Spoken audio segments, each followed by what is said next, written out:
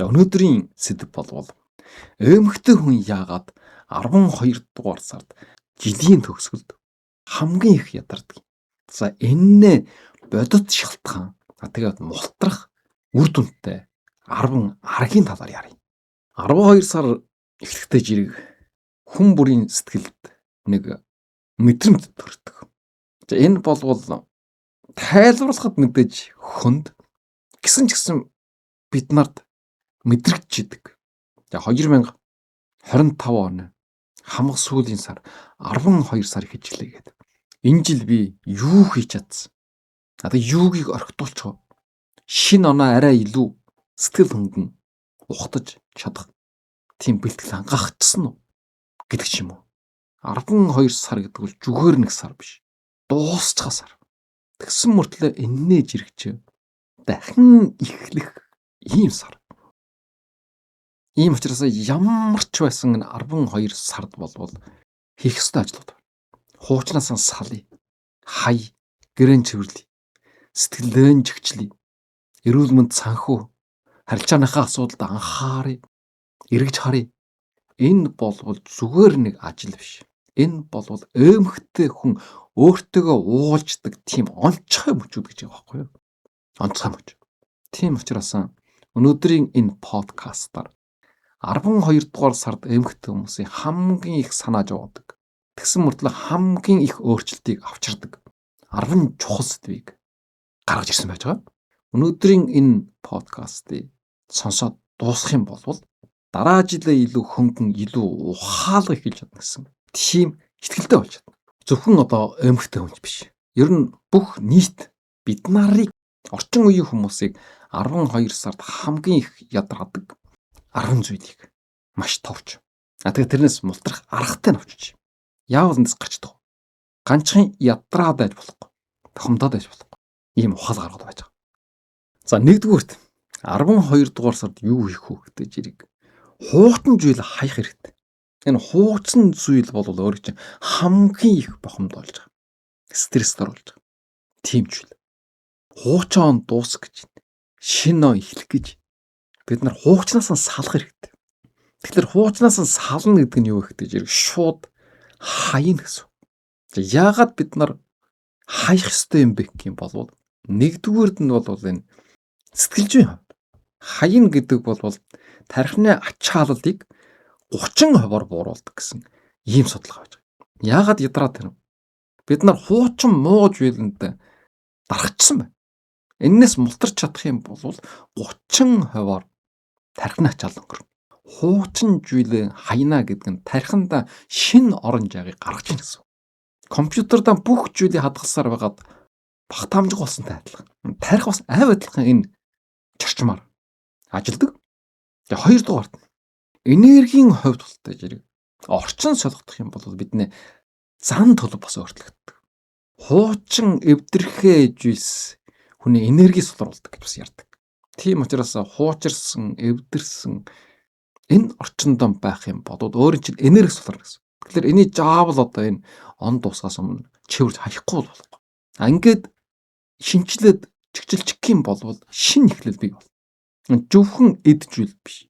Хуучин муу зан төлөвч гэсэн. Өөрөө чинь ядрааж байгаа хүмүүсийн хооронд харилцаах ч гэсэн. Бүх энэ хуучин муу зүйлүүдийг хаях хэрэгтэй. 2026 оноос өмнө энэ 12 дугаар сард багтаад. За 3 дугаард нь яагаад бид нар хаях ёстой? Амьдралын чанараа сайжруулах хамгийн хялбар арга. Шинжилт хийн гэдэг бол тийм том зүйлээс эхлэх алба байхгүй. Зөвхөн эвдэрсэн, хуучирсан муу зүйл хаягтал тэрний оронд шинэ зүйл бий бол. Хуучирсан муу нүрийн алчуур байж бол. Эвдэрсэн гэрийн тавуур байж бол. Эсвэл ерөөсөө огт ойлгочдгоо. Байнга дарамт, стресст оруулдаг. Тийм хүмүүс байж бол. Эднэрийг бүгдийг баяртай гэж хэлэх хэрэгтэй. Хуучирсан, эвдэрсэн муу зүйлтэйг эвдрээд амьдарч байгаа гэдэг чинь амьдралын чанар муутсан гэсэн. Энийг хайснараа, шинийг худалдаж авснараа амьдралын чанар сайжир. Шинэ жил жив жигнэсэн шинэ жил бол.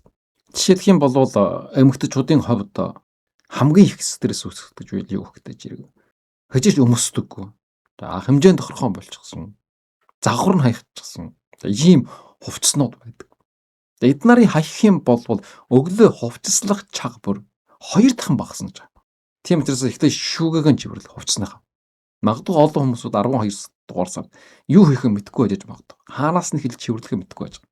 Одоо болвол ерөөсөн газар болгонд шинэ жилийн уур амьсгал бий болчихсон байна. Гэтэл бид нар чивэрлэгээгэн болтоо тэр хамгийн сүүлд нээж идэг. 12 сарын 30-ны өдөр.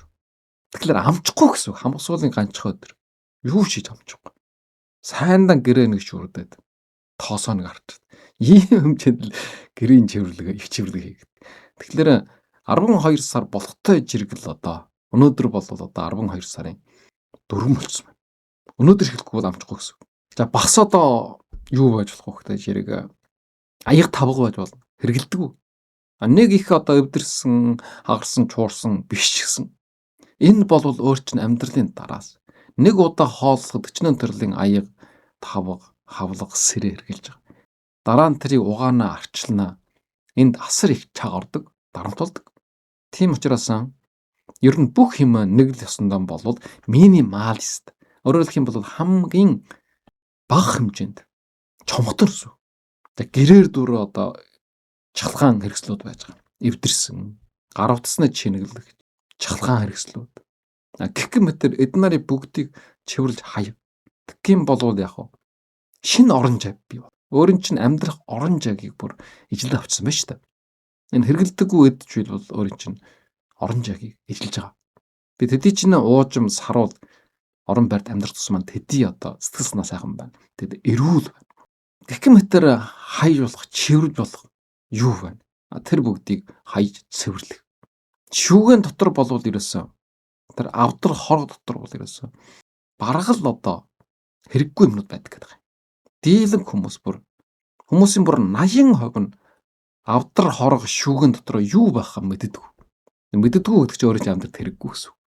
Тийм учраас 12 дугаар сард болвол хаяхаас эхэл. Хайж болох хөгжүүлээ хай. Тэгжиж жив жинхэн нутгийн шинэ жил ирнэ. Шинэ эрхэл. Энэ хуучин эд зүйлээсээ салж гинэ гэдэг болвол зөвхөн тэр эд зүйлсээс тэр хүмүүсийн хооронд харилцаанаас ангичирж байгаа холдож байгаа юм биш. Өөрийнхөө тарих толгойг хөнгөлж, стрессээ багасгаж, сэтгэл санаа тайвширна. Шинэ ондоо илүү амгалан тайван, эрч хүчтэй амьдрах, шинээр ихтэх боломж нагдаж байгаа. За 2 дугаард. 2 дугаар болвол цэвэрлэх. Сая болвол хаяна гэсэн. Хаяна гэдэг нь болвол цэвэрлэхийн үндсэн үндэс. Хуучин муу зүйлээ хаяхгүй хурамтлуулаад байх юм болвол чивэрлэж цаашаа ерөөсөө явагддаг. Өөрийн чинь амьдрах орон зай багасч идэг.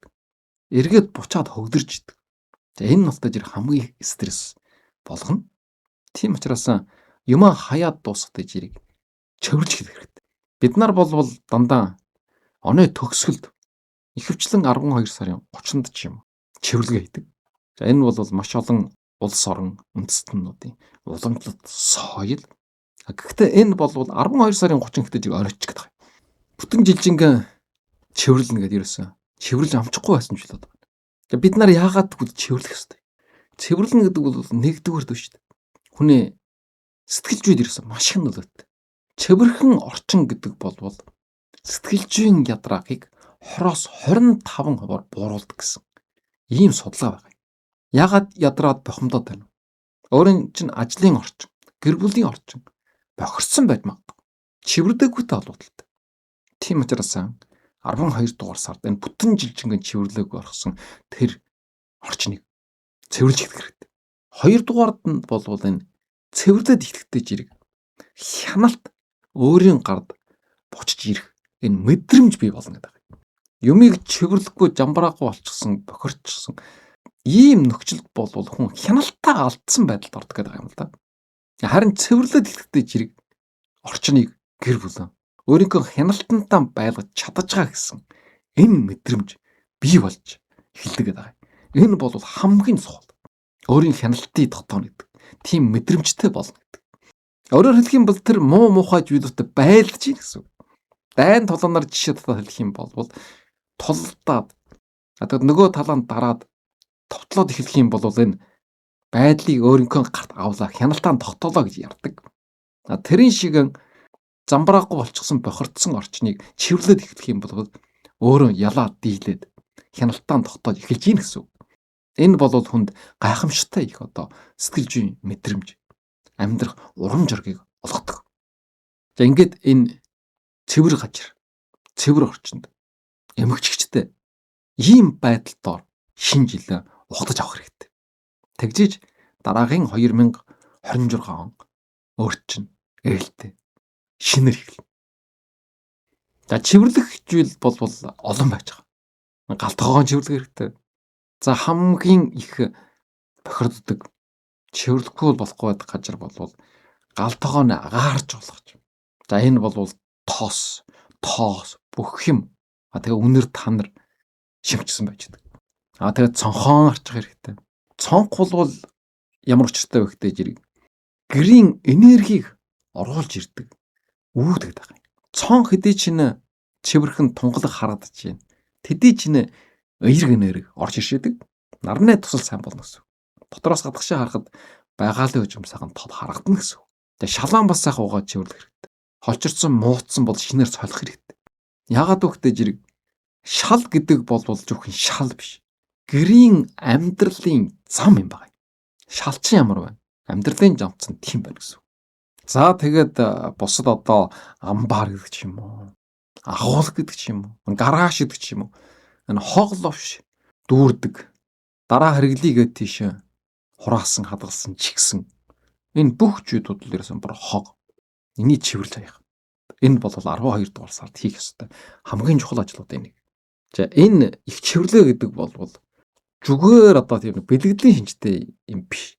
Бид нар бол олон жилийн турш энэ хуучин уламжлал соёл гэж ойлгож байгаа. 12 сард шинэ жилийн өмнө гэрэн чивэрлэнэ гэдэг. Гэтэл энэ бол тийм биш. Чаана маш асаргүйн утга учиртай. Тийм учраас баргал дийлэнх бүх улс үндэстэн ард түмнээс хойд уламжлагдаж ирсэн байж та.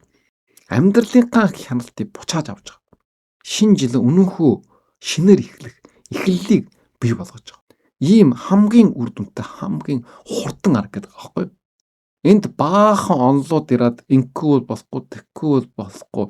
Ингээд хуучин он баяртай ингээд шинэ жил ухтах бэлтгэлээ хийх ёстой гэд онол ярих юм бол ойлгохгүй их ч хүлээж авах хүнч барах байхгүй. Тэрнийхээ ордоор чивэрлэгээ хийх ёстой гэх юм бол хэндчсэн ойлгомжтой. Хийж гүйцэтгэх боломжтой. Тэгэхээр энэ юу гэхтэй зэрэг хамгийн хурдан хялбар гэж байна. Хуучин оноо зөв өдөж, шинэ оноо зөв ухтах. Ингээд бүтэн жилийн стресс, ажлын ачаалал, бохомдол энэ бүгд арилна гэсэн. Энэ чивэрлэгээр дамжаад. Тэгээд дараа нь зэрэг чоо шинээр ямар ч стрессгүй тайван сайхан шинэ жилээ ухтах. Ийм боломж нэгж байгаа. За одоо 3 дугаарт. За 3 дугаард хийх ёстой. Тэгээ бид нарыг үлдээж ирэх хамгийн их стресст оруулж байгаа зүйл нь юу гэхтэй зэрэг эрүүл мэндийн үзлэг.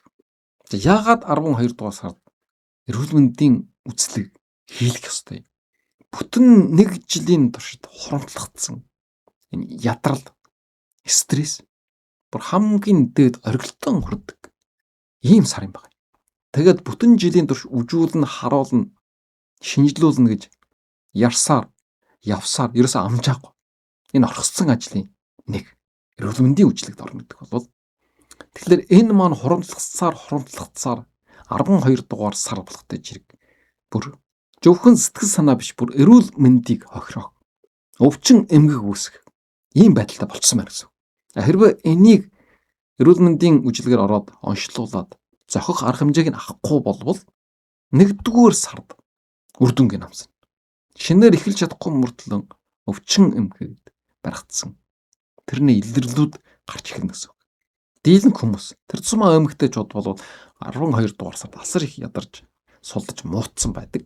Тэгээд он гараад 1-р сард өвчлөх ийм тохиолдол олон байдаг. За ингэж бүтэн жилжингэн ажиллаан бодож, гэр бүлөө бодож, ажилласаар байгаад, явсаар байгаад өөрийгөө мартдаг. Эрүүл мэндээ орхитуулдаг. Тэгээд болвол бүр жилийн ядраа. Энэ бол 12 дугаар сард оргилдон хүрдэг юм байна. За энийг ерөөсөө мартаж болохгүй. Тийм учраас 12 дугаар сард болвол энэ мартагдсан биеийг өөрийгөө бодгоцоор эрүүл мэнд. Тэгээ ер нь болвол судалгаагаар эмэгтэйчүүд 12 дугаар сард эрүүл мэндийн ямар асуудал хөвчлөг үүсдэг гэдэг хэрэг төмрийн дутагд орчсон байна. Бамбай улчирхай асуудал үүсчихсэн байна. Нойрны хямрал үүсдэг. Нойр готл. За чусан даралт нэмэгддэг. Чусан дах сахарын хэлбэлзэл бий болчихсон байдаг. Гекметэр ийм янз бүрийн эрүүл мэндийн асуудлууд бол онцгойлон энэ 12 дугаар сард оргилдоон тулдаг.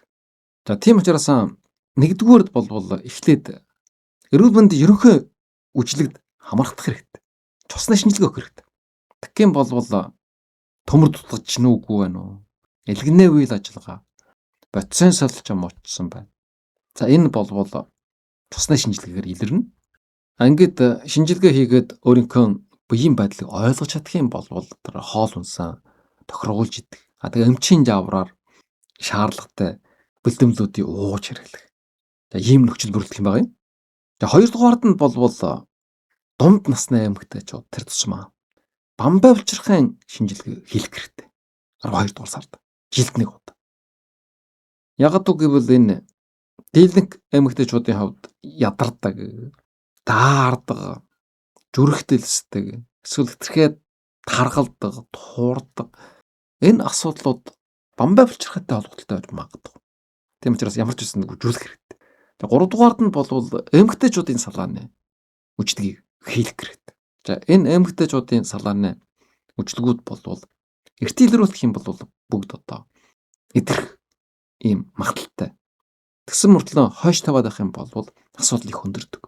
Тийм учраас эмэгтэй саламд очиж заавал нэг удаа 12 дугаар сарда үжүүлэх хэрэгтэй. Тэгжээж өвчнгүй юм байна гэдгийг ойлгох. Өөрөөр итгэлтэй болох. Хэрвээ ямар нэгэн шин тэмдэг илэрсэн юм бол цог гарах хэмжээг явна. Ийм байдлаар одоо дараагийн шинэ жилдээ сэтгэл өндөр орох ийм бэлтгэл хангахад нь. За ийм байдлаар өөрийгөө гаргамд нь хайсан. Бүтэн жилийн турш одоо ажилласан, чүтгсэн, албан байгууллагын төлөө, нийгмийн төлөө, гэр бүлийн төлөө, нөхрийн төлөө, үр хүүхдийн төлөө, аав ээжийн төлөө өөрийгөө жолоосулж, чориулгаж ажилласан. Гэсэн энэ хэтэрхээ их ажлын ачааллаас болоод өөрийн чинь эрүүл мэндэд ямар нэг асуудал гарсан байж магадгүй. Энэ бол 12 дугаар сард оргилдоон тулдаг. Тэгээд дараа 1 сард ундаг юм шүү гэсэн ийм судалгаа байгаа. Тийм болохоор энэ 12 дугаар сард болвол заавал одоо эрүүл мэндийн шинжилгээнд орох хэрэгтэй. За 4 дугаарт. 4 дугаард бол санхүүгийн дүгнэлт хийх. Энэ бол 12 дугаар сард заавал хийх ёстой ажил. Ягаад эмэгтэйчүүд 12 дугаар сард хамгийн их стресстэй байдаг. За энэ бол мөнгөний тодорхойгүй байдалтай холбогдолтой. Мөнгөний тодорхойгүй байдлаас болоод эмэгтэйчүүдийн стресс, ядаргаа бүр 60% ихсдэг. Өөрөөр хэлэх юм бол эмэгтэйчүүдийн стресстэй байна, сэтгэл зүйн ядаргаатай байна гэдэг нь бол мөнгөний тодорхойгүй байдалтай холбогдол. Тийм учраас 12 дугаар сард энийг тодорхой болгох хэрэгтэй. Бүтэн жил чухам хэр зэргийн орлого орлсон юм. Юунд мөнгөө зарчуулсан юм. Энэ байдал чи ерөөсөн тодорхойгүй явж ирсэн. Дараагийн жил бас энэ байдал үргэлжлэх. Тийм учраас биш. 12 дугаар сар заавал хийх ёстой ажил бол 1 жилийнхэн санхүүгийг дүгнэх хэрэгтэй гэсэн үг. Дийлэнх хүмүүс бол ерөөсөн санхүүгийн байдлаа тодорхой ойлгодгүй гэдэг юм. Хурамталтай ч юм уу, өвөө ч юм уу, дараагийн сар яаж амьдрах ч юм. Хитрхээ их жижиг жарлууд гаргаад байгаа ч юм уу. Миний энэ мөнгнөө зарчвал болж гин үү?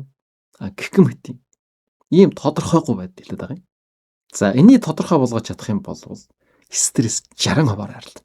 Тэгээ 2 дугаард нь бол мөнгөө дүгнжинэ гэдэг бол өөрийгөө хянж чадж гинэ гэдэг ийм мэдрэмж нэмэгддэг. Энэ чухал. Амьдралаа өөрийн хяналтанд байлгана гэдэг бол айдас багсна. Илүү ухаалаг шийдвэр гаргадаг бол. Тийм учраас санхугаан хянана гэдэг бол өөртөө тавьж байгаа хамгийн том халамжийн нэг. Self care. Хяналттай хүн болвол тайван хүн байдаг. Шин зориг гэдэг бол тодорхой мэдээлэл дээр л бий болдог гэдэг байгаа шүү дээ. Шинэ жил, дараагийн жил бид нар сэтгэл ханхлуун, элвэг дэлбэг амьдрнаа. Орлого сайтай байна гэж тэгж сэтгэлээр ираад асуудлыг шийдэж чадахгүй. Үнэхүү хэр жиргийн орлого, хэр жиргийн зарлага гарсан. Энийг нь тодорхой болгожээж сая тодорхой зорилго тавь. Тэгжээд тодорхой үр дүнд хүр. Ийм байдлаар нь тоон дээр суурилсан зорилго сая биелэл болдог юм байна. Тэгэхээр яах вэ? Нэгдүгüүрд бол 12 дугаар сард хэр их орлого олсон. Энийг нь тооцох хэрэгтэй. Тэгээ хэр их зарлага гарсан. Тэгээд хэмнэх болж байгаатай байсан ч гэсэн хэмнээгүй өрн дараа хийсэн ч бодож байгаа. Энийг нь гаргаад ирэх хэрэгтэй. Тэгхийн болвол дийлэн хүмүүс болвол юу гэж боддог вэ гэдэг. Би үнэн хэрэгтэн болвол чадвартай юм байна. Орлого их олсон юм байна. Хангалттай олсон юм байна. Харамсалтай нь утаа зэрэг хэтэрхий өрн дараа хийчихжээ гэдэг. Ийм төрөлтөнд төрдөг. Өөрийгөө голох сэтгэлгээ гэдэг юм алга болно гэдэг. Орлого олоохгүй биш. Олсон байна. Тийм чадвартай байсан байна. Харамсалтай нь утаа зэрэг тэрийг өрн дараа хийчихсэн байна гэж. Өөрөөр хэлэх юм бол та болвол авьяастай, чадвартай, хангалттай их орлогыг олсон байна. Тэгээд чухам юун дээр алдсан байна. Өрн тараа хийсэн байна. Энийг ойлгоод тэрийг өөрчлөх юм бол санхүүгийн байдал сайжирна. Дараагийн жил. Тэгээд үнэхүү мөнгө хуримтлуулж чадсан байна уугүй байна уу? Жарлаан танд чадсанараа хуримтлал бий болох. Нөхцөл хүрэлтэн. Энэгээрээ мултаж ирэх хувьчаа худалдаж авах. Ийм дадлыг одоо суулгах. Энэ талаар бид нар урд нь ярьж өнгөрсөн тэр бичлэгүүдийг эргээд үжээрэй.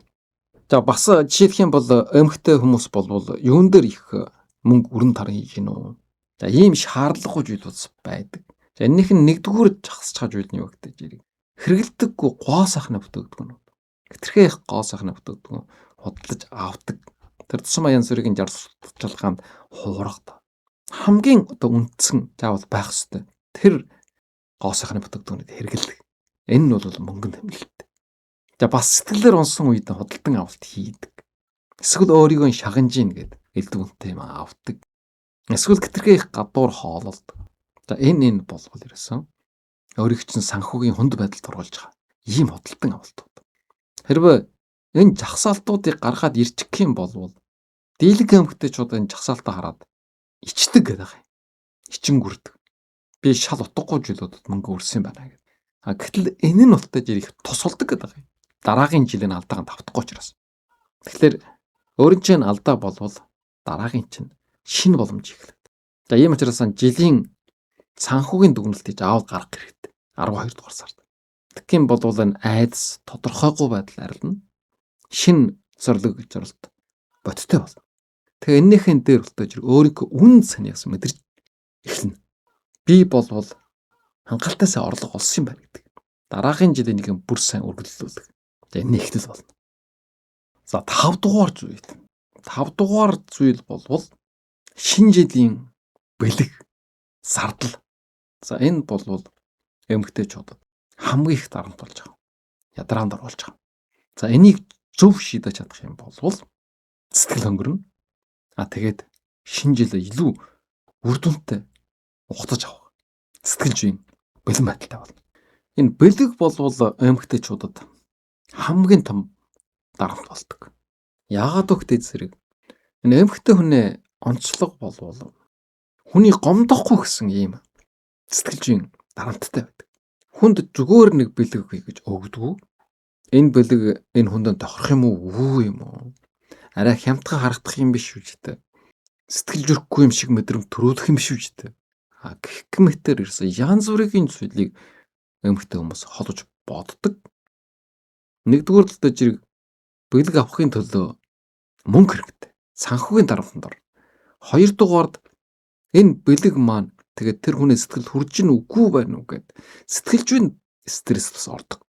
Тийм учраас 12 сар эмэгтэйчүүдэд хүнд тусдаг гэдэг нь бас ийм учиртай. Шинэ жилийн бэлэг болвол ирсэн тойм алдсан байгаа шүү дээ. Ажлын гажирхаа хүмүүс бэлэг өгнө, бэлэг солилчно. Тэгээд янз бүрийн нийгмийн харилцаатай хүмүүсд бас бэлэхгүй болохгүй. Ингээд гэр бүлийн гишгүүдэд нэг хүртэлэн бэлэг өгнө. Тэгээд янз бүрийн уулзалт, хүлээн авалтууд. Энэ бүхэнд бэлэг зардлууд орно. Ер нь баргал Манай монголчуудын хувьд болвол бүтэн жил хураач чухлуулсан хурамтал шинэ жилээр гөвчдөг. Магадгүй бас дээр нь нэмээд өөр тавьчихдаг. Зээл авчихдаг. Ийм байдалд оролдог. Шинэ жилээр заавал одоо сайхан харагдах гэсэн ийм сэтгэлж бий үлдчихэд. Тэгээд шинэ жил болохтой жирэг өнөө хэрэгдэн бид нарын бодсноос хамаагүй л зардал ордог. Төсөөлснөөс ерөөсө 2-оос 3 дахин зардал ордог гэдэг. Шинэ жилд нэг л тохиолдох учраас заавал төгс байхгүй болохгүй гэдэг ийм сэтгэлж их анчааргадаг. Тэгэхээр энэ төгс шинэ жилийг ухтаж авах бэлтгэлийн төлөө хүмүүс ядарч туйлдж байгаа. Шинэ жилийн үдэшлэгүүдэд оролцоно. Шинэ жилийн ширээжсэн хүүхдүүдэд хангалттай сайн баярлуулах бэлэг авч өгнө. Гэрээн чимгэлнэ. Бүхэнд анхаарал тавина. Тэгээд шинэ жилийн өмсгөл. Гэтэл энэ бүгдийн төгсгөлд ядарч туйлдсан, хурамтлалаа дуусгасан, өр төлөөсөнд орсон. Ийм хүн илждэг. За энэ нь бол бодит байдал. Тийм учраас шинэ жилийн бэлэг, арга хэмжээ энэний дарамтаас яаж гарах вэ? За энэний хариулт нь маш тодорхой. Мөнгө ихэж арснараа хүн жаргалтай болдог. Хүний сэтгэл төрдөг. Хамгийн гол нь зэрэг шинэ жилээр гэр бүлтэйгээ, найз нөхдөдтэйгээ хамт байх. Энэ нь үнцэнтэй. Энэ талд нь анхаарах хэрэгтэй. Бэлэг гэдэг бол зөвхөн сэтгэлийн илэрхийлэл. Нэг удаа үнтэй тансаг шинэ жилийн ширээжсэнараа үдшдэг жохон байгаснараа амьдрал орхилдог. Харин хамт байснараа, хамт тэмдэглэснээр энэ нь насан турш болно. За энийг мартаж болохгүй. Тийм учраас төгс байх хэрэг байхгүй. Харин биш. Дулаан байх юм чухал. Сэтгэлээс. Бие биенийхэн сэтгэл зүрхээ дулаачуулчихдаг. За 6 дугаар нь бол мэдээж ажлын үлдэгдэл тайлан гаргах. За энэ бол ганцхан эмхтэй чуудаж биш. Ерөөсөн бүх хүмүүс толгойтой. За энийг нь дуусгах хэрэгтэй. Тэгэхээр шинэ жилээр эхэлсэн, хавар эхэлсэн, зун үргэлжилсэн, намар дуусгах гэж оролдсон. Бүтэн жилийн ажил хоромтлогдоод 12 дугаар сард тулчсан байж байгаа.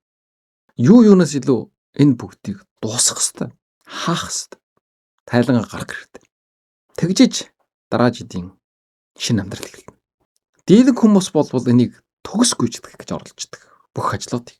За энэ бол ямар ч шаардлага байхгүй. 80% байхт болно. Зарим ажлууд бол ерөөсөн бүр нааш биш. 60% гүйцэтгэл болно.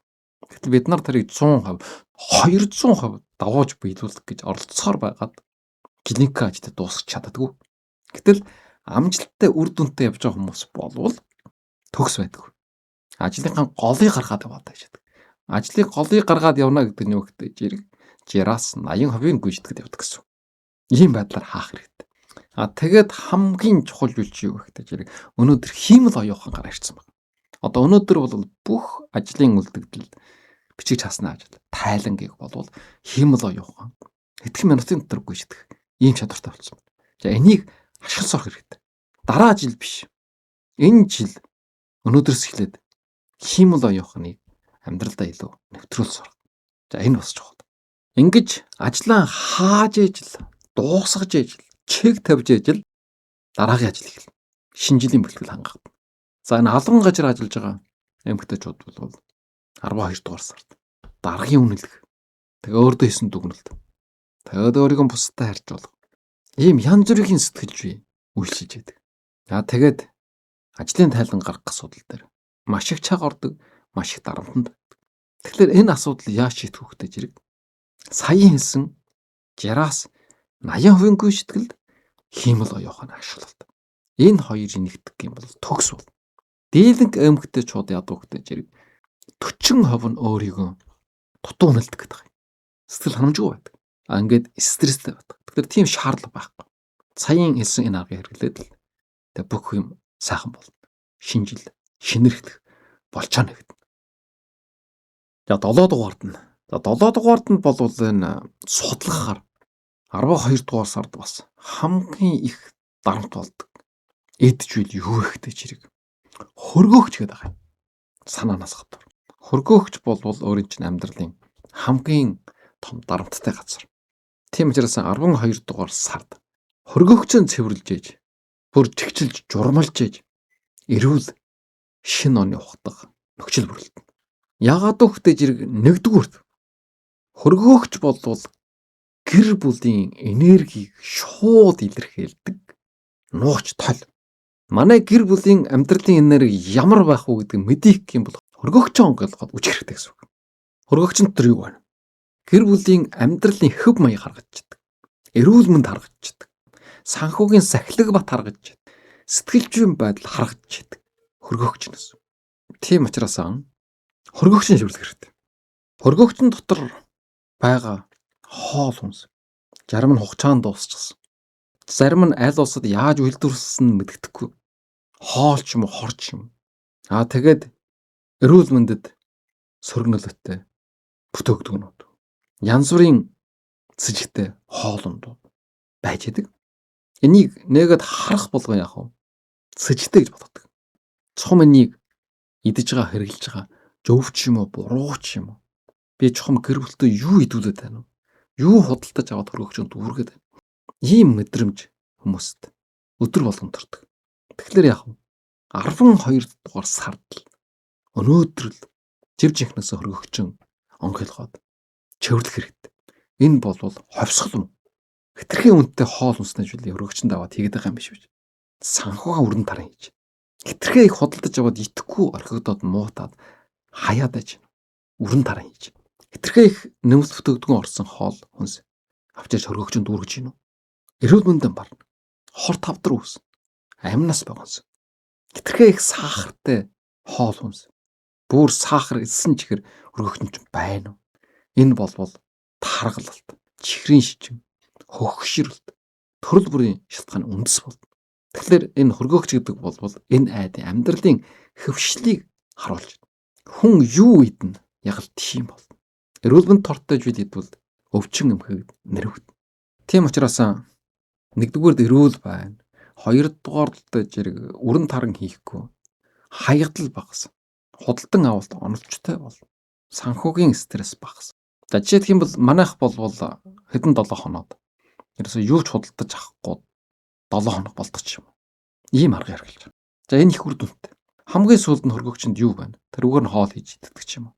Ийм байдлаар хөргөгчийг цэвэрлдэг.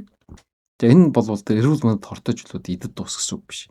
Тэрийг зэрэгтэй хогон савар хийх хэрэгтэй. Тэгээд эрүүл мэндэд сайн өөрийнхөө ойрын өдрүүдэд заавал идэх. Ийм үндсэн бүтээгдэхүүнүүдээр дүүргэх. Ийм амьдралын зуршилтай болох юм бол санхуд эрүүл мэндэд тустай. Зөвхөн өөрт биш. Нийт гэр бүлийн гишүүний амьдралтай холбоотой. Ийм газар. За 8 дугаар. Найз нөхөд гэр бүлийн уулзалт. Энэ бол 12 дугаар сард маш их чалт, маш их стресст оруулдаг. Ийм зүйл. Уулзалт гэдэг бол зүгээр л тэгээ очиод уулзах хэлж байгаа юм биш. Эмэгтэйчүүдийн хувьд бол ямар хувцсан өсөх. Тэгээ ямар яраа орнуулах. Сэтгэлд нь яаж нийцүүлэх. Ямар бэлэг юу аваад очих вэ? Гэх мэтийн асар олон зүйлүүдийг бодож яадаг. Тэгээд уулзсан дараа хэн илүү амжилттай байна уу? Хэн илүү турсан байна уу? Таргалсан байна уу? Хүүхдүүд нь ямар байна уу? Ажил төрөл амьдрал нь юу болсон? Энэ бүх зүйлүүдийг харьцуулдаг.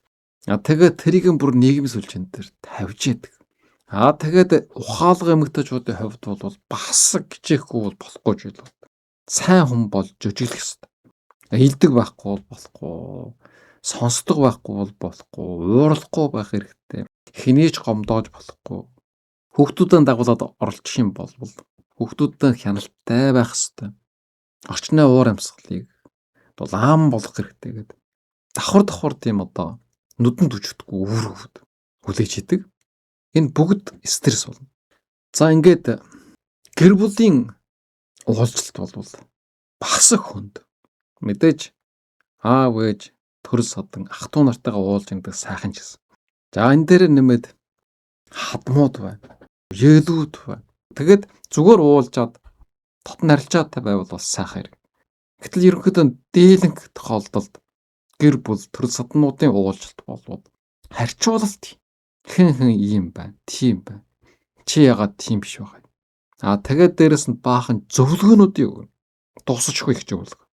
За энэ дээр нэмээд шүгэмжлүүд гарч ирнэ. Зөвхөн одоо төрсөн төрөл садлал одоо өөрөө чинь хэлнэ, сануулна гэдэг шүгэмжил. Ийм байдлаар нь харьцуулал зөвлөгөө шүүмжил гэдэг. Тэр гурвуулаа нийлээд дийлэнх гэр бүл байдаг. За энэ бол бас 12 дугаар сарын сэтгэлжүйн ядраа дарамтын нэг. За эндээс яаж гарах вэ? Мэдээж хөвийн үжиглэгдгийг ойлгох хэрэгтэй. Энэ бол зөвхөн танай гэр бүлд биш. Нийгмээр нь тийм байж байгаа. Дэлхийн аль ч улс үндэстнүүд бүр байдаг. Хөвийн үжиглэж ойлгох хэрэгтэй. Энэ нь бол ямар нэгэн муу санааны үүднээс өрөнхөө одоо атаарсан житэрхсэн өөрөө чинь доромжлох, дайрах, гутаах, жороод стресст оруулах. Ийм үжигдэл биш. Энэ бол ерөөсөн сайн санааны үүднээс. Өөрөөр хэлбэл сэтгэлэн жив. Ийм байдалтаар үүсэж байна гэж ойлгож авах хэрэгтэй. За энэ зэрэгч аав ээж, ах トゥ садан, хадмууд, ахмад томоотой хүмүүс. Тэд нар бас кичих хэрэгтэй. Энэ үр хөвгтүүдэд тэр зам эмгэгтэйчүүдэд дарамт болж байгаа юм биш үү? Хэлэхгүй үгийг хэлж байгаа юм биш үү? Харьцуулахгүй юм харьцуулж байгаа юм биш үү? Зөвлөгөө ямар шаардлагагүй. Шүүмжил бүр хэрэггүй гэдгийг ойлгох хэрэгтэй. Өөрөөс чинь тийм юм сонсъё гэж чугалсан юм биш. Ирж жолгож байгаа юм биш. Ах トゥ төрөл саднууд бие биедээ тавьж байгаа халамж ойр дотн харилцааг үүсгэхийн төлөө уулзж жохон байгуулж байгаа гэдгийг ойлгох хэрэгтэй. Тэгжээч сая дараагийн шинэ жил илүү дотн харилцаатай, илүү сэтгэл хангалуун, ажиргалтай амьдрах. Энэ болж байгаа нэг. За 9-дүгээрд нь шинэ жил болж байгаа учраас төлөвлөгөөн гаргах хэрэгтэй. Зорилтоо тодорхойлох хэрэгтэй. За энэ бол тусдаа сэдв учраас дараа нь боломжтой үед ярий. За энэ төлөвлөгөө гаргах. За энэ төлөвлөгөөнд заавал одоо биелдэг. Амжилтанд хүрэх боломжтой хавларыг гаргах. Тэгээ энэ аргыг болвол энэ саяхан хэвлүүлсэн энэ хижээч оройтохгүй мөрөөдөл биелүүлэх шидэтлхүүр гэдэг ном дээр маш дэлгэрэнгүй бичсэн байж байгаа. Онцгойлон одоо 12 дугаар сар тэгээ шинэ жилийн эхэнд болвол жилийнхэн төлөвлөгөө гаргах гэдэг бол их тус болно. За энэ номыг аваагүй хүмүүс заавал авч уншаарай. Олон сайхан зорилгууд байна. За энийг нь бол одоо бичнэ. Эрүүл мэндийн зорилго байна. Илүү сайн унтаж амарна, эрүүл хоол хүнс идэнэ, дасгал хөдөлгөөн хийнэ гэдэг. За санхүүгийн зорилго байна. Хурамтлаан нэмнэ, өрөөн баргадуулна, зардлаан хянана. За тэгээд харилцааны зорилго бас байна. Сөрөг нөлөөтэй хүмүүсээс зай барина. Өөрийг чинь үнэлдэг, дэмждэг хүмүүстэй ойртно. Маргаан үл ойлголцлыг багасгана. Гэх мэт.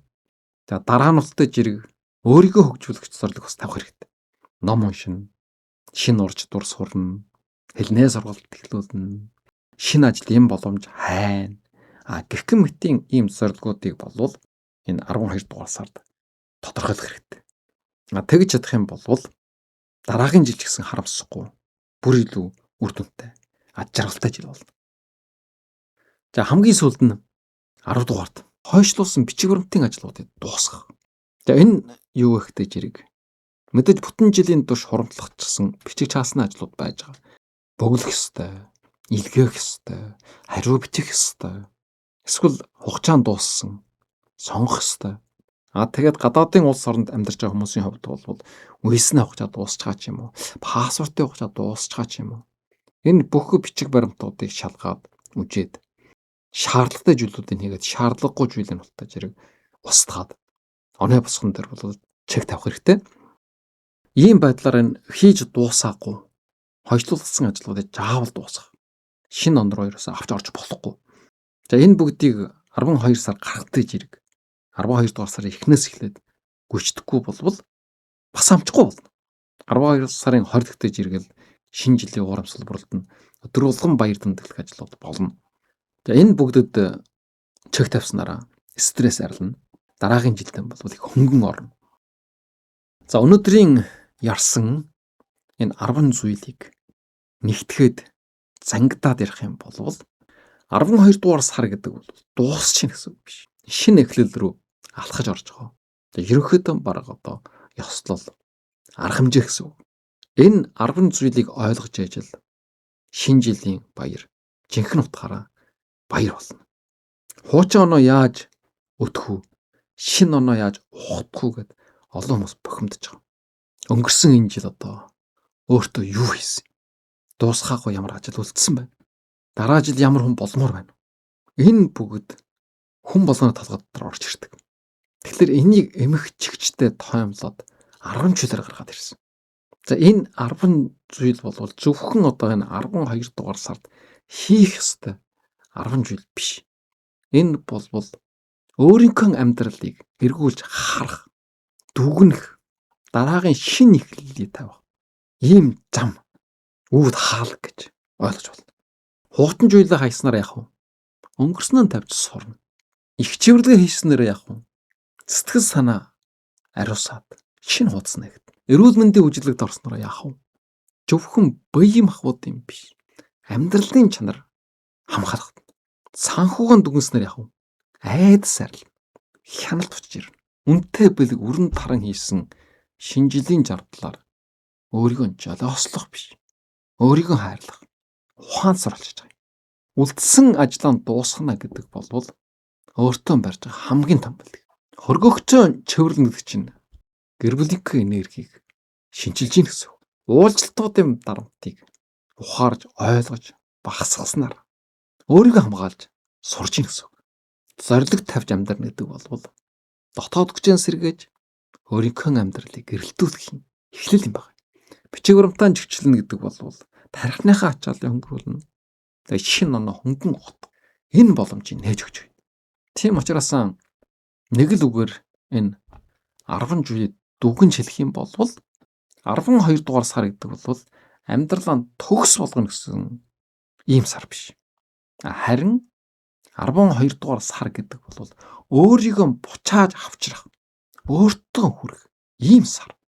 Алдсан биег буцааж авах гэсэн. Энэ алдсан биег буцааж авах аргийн талаар хижээч оройтхгүй мөрөөдөл биелүүлэх шийдвэрлэгүүр дээр бас ярьсан байж байгаа. Өөрийгөө эргэж харах хэрэгтэй. Тэгэд өөрийгөө уучлах. Тэгээ өөрийгөө дэмжих хэрэгтэй. Тэгээ өөрийгөө дахиад голтон тавьж сурах ийм сар. За энэ талаар бол бас эмхтэй чудаж оруулсан 10 нууч амьдралын ухаан гэдэг бичлэг дээр бас дэлгэрэнгүй хэлсэн. Шинэ жилийг айдасгүй, ачаалалгүй, хөнгөн ухтаж авах, алхаж орох. Ажлыг төгс хийх шаардлага байхгүй гэдгийг ойлгох хэрэгтэй. Хамгийн гол нь дуусгах. Өнгөрсөн бүтэн жилийн хугацаанд өөрийгөө мартсан байж магадгүй. Тийм учраас өнөөдөр 12 дугаар сард өөрийгөө жөөлөн тэрвэрэд инхрээх хэрэгтэй. Эмхтэй хүн тайван байх юм бол гэр бүлийн амьдрал тогтвортой болдог. Бүгд тайвширдаг. Эмхтэй хүн гэрэлтэх юм бол гэр бүлийн орчин, ажлын орчин бүхэлдээ гэгэтдэг. Эмхтэй хүн зоригтой болох юм бол бүх хүмүүсийн амьдрал чиглэлээ олдог гэж ийм үг байдаг. Тийм учраас ядаж зөвхөн 12 дугаар сарыг өөрийнхөө төлөө ашиглах хэрэгтэй. Өөрийгөө хайрлах, амрах, чигчлэх, дахин ихтэх ийм боломж болгож үжих хэрэгтэй. Шинэ он гэдэг нь зүгээр нэг хуанлыг салгадаж байгаа ийм мөч биш. Амьдралын дараагийн бүлгийн эхлэл байдаг. Мэдээж өнгөрөх гэж байгаа энэ жил маш олон зүйлийг давж туулсан. Хангаалттай сайн байсан. Хангаалттай их зүйл хийсэн. Одоо зөвхөн дутуу орхисон зүйлдээ дуусгаад, чиг тавиад, дүгнээд тэгээд өөртөө итгэлтэй шинэ жилээ тосч авахар амс хийгээд хүлээгээ сууж хахад болно. За анхаарал тавьсан эрхэм хүндэс сонсогчд, элгэн хартай монголчууд та бүхэнд маш их баярлалаа.